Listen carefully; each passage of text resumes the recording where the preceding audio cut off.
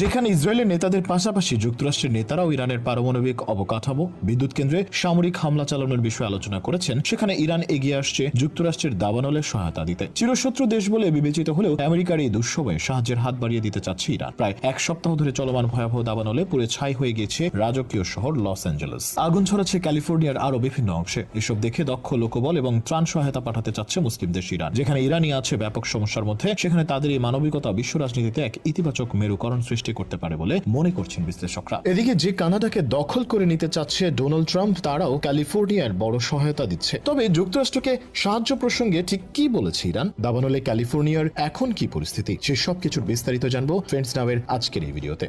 বিশ্বের সবচেয়ে ক্ষমতাধর দেশ হিসেবে পরিচিত আমেরিকা এবার পরাজিত হলো জঙ্গলের আগুনের কাছে। প্রায় $150 বিলিয়ন সম্পদের এই ক্ষতি আমেরিকার ওপর বড় এক বোঝা হয়ে রইবে। তাদের এই বিপদের মধ্যে সাহায্যের হাত বাড়িয়ে দিতে চাচ্ছে চিরশত্রু ইরান। মুসলিম এই দেশটির সরকারের মুখপাত্র ফাতেমে মোহাজেরানি জানিয়েছেন, মার্কিন প্রশাসনকে সাহায্যের জন্য প্রস্তুত তেহরান। তিনি বলেন, যুদ্ধ হোক বা প্রাকৃতিক দুর্যোগ, যখন কোনো জাতির ঘরবাড়ি আর প্রাকৃতিক সম্পদ ভস্মীভূত হচ্ছে, তখন অন্য জাতি নির্বিকার থাকতে পারে না। ক্যালিফোর্নিয়ার দাবানলে যারা ঘরবাড়ি ও নিরাপদ আবাসস্থল হারিয়েছে, ইরানবাসী তাদের প্রতি সমব্যথী। ভয়াবহ দাবানল মোকাবেলায় যে কোনো সময় জনবল ও সহায়তা পাঠাতে প্রস্তুত তেহরান। এর আগে ইরানি রেড ক্রিসেন্টের প্রধান পীর হুসেইন কালিভান্দো আমেরিকার রেড ক্রসের প্রধান নির্বাহী কর্মকর্তা ক্লিফ হোলজের কাছে লেখা এক চিঠিতে এই প্রস্তুতির ঘোষণা দিয়েছেন। কালিভান্দ তার চিঠিতে এই ভয়াবহ দাবানলে জানমাল হারানো পরিবারগুলোর প্রতি শোক ও সমবেদনা জানান। চিঠিতে তিনি বলেন, প্রাকৃতিক ও মানবসৃষ্ট বিপর্যয় মোকাবেলা করার ব্যাপক অভিজ্ঞতা ইরানের রয়েছে। কাজেই ইরানের রেড ক্রিসেন্ট সোসাইটি তার র্যাপিড অ্যাকশন টিমের পাশাপাশি উদ্ধারকারী সামগ্রী এবং আত্মত্যাগী ও প্রশিক্ষিত কর্মী বাহিনী পাঠাতে নিজের প্রস্তুতির ঘোষণা করেছে। ইরানি রেড ক্রিসেন্টের প্রধান তার চিঠিতে আরো বলেন, ক্যালিফোর্নিয়ার ভয়াবহ এই অগ্নিকাণ্ড কেবল একটি জাতীয় সংকট নয়, বরং তা গোটা মানব সমাজের বিবেকের ওপর একটি ক্ষত,